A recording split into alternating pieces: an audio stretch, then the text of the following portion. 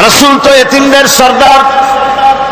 পৃথিবীর কোন এতিম যেন বলতে না পারে নবীজি আমার ব্যাপারে কি বলবেন, আমি তো এতিম মানুষ, আর তিনি আমার ব্যাপারে কিভাবে আমার দরদ বুঝবেন।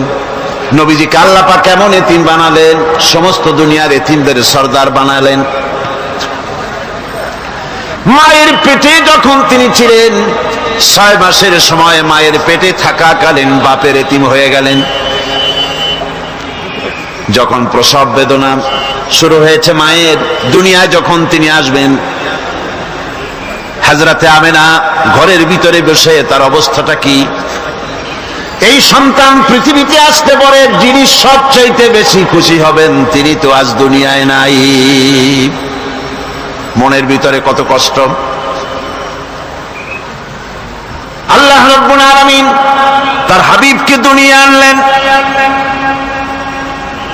রাসূলের দাদা ঘরের সামনে তাঁবুর সামনে দাঁড়ায়া তায়েফ থেকে আগত সাদিয়া গোত্রের লোকদেরকে বলতেছেন, এই ঘরের ভিতরে একটা এতিম বাচ্চা আছে, বেশি টাকা কড়ি দেওয়া যাবে না, যদি দয়া হয় নিয়ে যাও। গরিব মানুষ, এতিম মানুষ দেখে শুনে কেউ আর নিতে চায় না। সবশেষে এলেন ভাগ্যবতী মেয়ে, ভাগ্যবতী মহিলা হযরতে হালিমাতুস সাদিয়া। তিনি এসেছেন, কোনো ছেলে পেলে পায় নাই, সকলের শেষে তিনি এসেছেন। আব্দুল মুত্তালিব বলছেন, এই ঘরের মধ্যে একটা এতিম বাচ্চা আছে, দয়া হলে নিয়ে যেতে পারো। তিনি স্বামীর সঙ্গে পরামর্শ করলেন, এরপরে বললেন, যদি দেখতে অন্তত ভালো হয়, মন যদি ভালো লাগে নিয়ে যাব, একেবারে খালি হাতে ফিরে যাওয়ার চাইতে তো ভালো।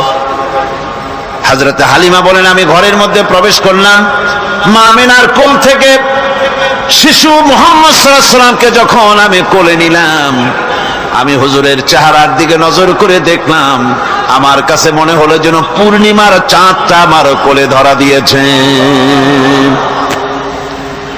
রাসূল কি শিশু মুহাম্মদ সাল্লাল্লাহু আলাইহি ওয়াসাল্লাম কি যখন নিয়ে বাড়ির দিকে রওনা হলাম, যে গাধা আমার সকলের পেছনে এসেছে সেই গাধা এখন সকলের আগে ছুটে চলে যায়।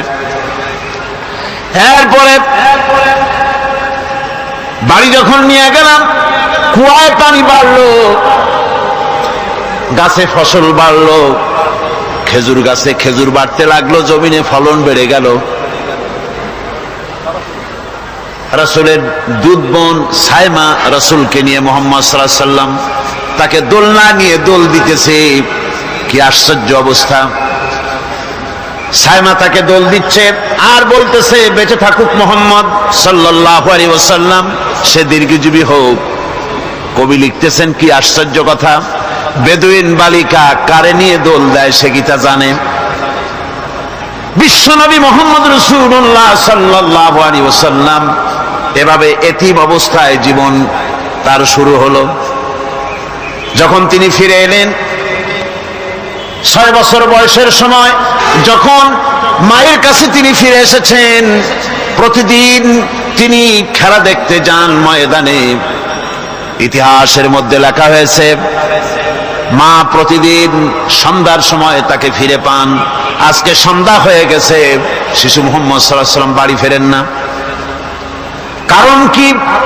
কেন বাড়ি ফেরে না? সন্ধ্যার দিকে তিনি চলে গিয়েছেন পাহাড়িয়া ময়দানে, যে দেখেন ধুধু করতেছে, চতুর্দিকে সন্ধ্যা হয়ে গেছে, অন্ধকার হয়ে গেছে, কোনো ছেলে পেলে নাই, কেউ নাই। পাহাড়ের পাদদেশে বসে শিশু মুহাম্মদ সাল্লাল্লাহু আলাইহি ওয়াসাল্লাম কাঁদতেছেন। মা প্রশ্ন করলেন, বাবারে, সন্ধ্যা উত্তীর্ণ হয়ে গেল, কেন একা একা বসে বসে কাঁদো? তিনি বলছেন, মাজি, আজ কদিন খেলা দেখতে আসলাম ময়দানে, প্রতিদিন দেখি যখন সন্ধ্যা হয়ে যায় মুরব্বী শ্রেণীর কিছু লোক আসে, ছেলেকে নাম ধরে ডাক দেয়, ছেলেরা দৌড়ে তার বাবার কাছে চলে যায়, আর বাবা ছেলেকে কোলে নিয়ে মুখে চুমা দিয়ে বাড়ির দিকে নিয়ে যায়। আমি আজ কদিন পর্যন্ত এই ময়দানে এলাম, কোনদিন সন্ধ্যা বেলায় তো কেউ এসে আমাকে মুহাম্মদ বলে একটা ডাক দিল না। আমার আব্বা কি নাই? আল্লাহ রাব্বুল আলামিন বলেন আলাম ইয়াজিদকা ইয়াতীমান ফাআওয়া, এরকম এতিম অবস্থায় পেয়ে আমি কি আপনাকে আশ্রয় দেই নাই? আপনাকে আমি পেয়েছি এতিম অবস্থায়, এরপরে আমি আপনারে আশ্রয় দিলাম। ওয়া ওয়াজাদাকা দাল্লান ফাহাদা, এরপরে আমি আপনাকে পথ হারা পেলাম, আমি আপনাকে পথের দিশা দিয়া দিলাম। ওয়া ওয়াজাদাকা আইলান ফাআগনা, এরপরে আমি আপনাকে দরিদ্র অবস্থায় পেয়েছি, তারপরে আমি আপনার দারিদ্র মুক্ত করেছি আপনাকে।